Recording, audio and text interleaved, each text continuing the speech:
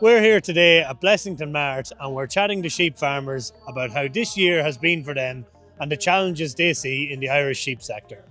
How has the year been for sheep farming in general? Like, was it been a positive year or a tough year? Very good. The springtime was one of the best springs I've seen for lambing. Weather-wise, it was unbelievable, particularly as we lamb outside. It was really, really, really good.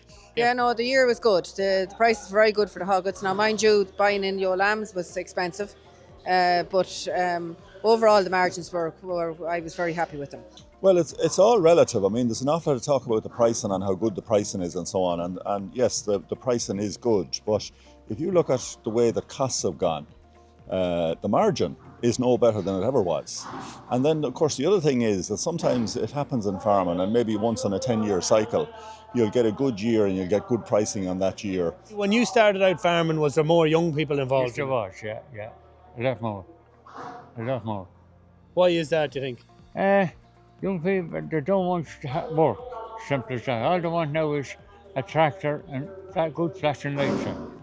They're quite happy. Yeah. So so obviously the physical work maybe isn't as They don't want physical work. And is there many people your age, I suppose, involved in sheep farming or even in farming in general around you at home?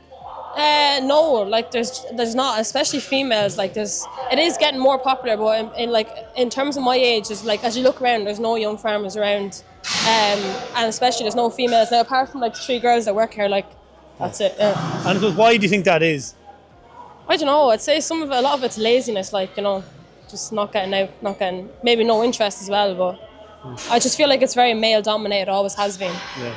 People always say that the mart is full of old lads and all, but there is always young people involved in agriculture. People are interested in it, but what I would say is there is not as many, no way, coming through as there was even in when I was younger, and even that generation before again. There's more things on the go now for young lads to occupy their minds, and that just steers them away. Do you think the government could bring in any supports to help young farmers or even existing farmers in the sheep sector? I think it's a difficult one as to how they'd approach it and what new things that they could bring in for it. So I think that'll be plenty debates on that. There is a problem with handing over from one generation to another. In terms of the tax relief, something definitely could be done there. Or for people who don't have family of their own, in other words, they're handing over farms to nieces / nephews, whatever. There's definitely something has to be done there from a positive point of view, from the tax point of view. Well, if you had, there is a lot of grants there for handling facilities and sheds. So, like, supports for younger people now, I would say they're not going to do the drudgery that was involved years ago. So, like, continued support for handling facilities, good sheds and good facilities. Because a lot of people, if you're around the 100 euro mark, 150 euro mark, you probably just don't have the funds to put up the top-notch stuff.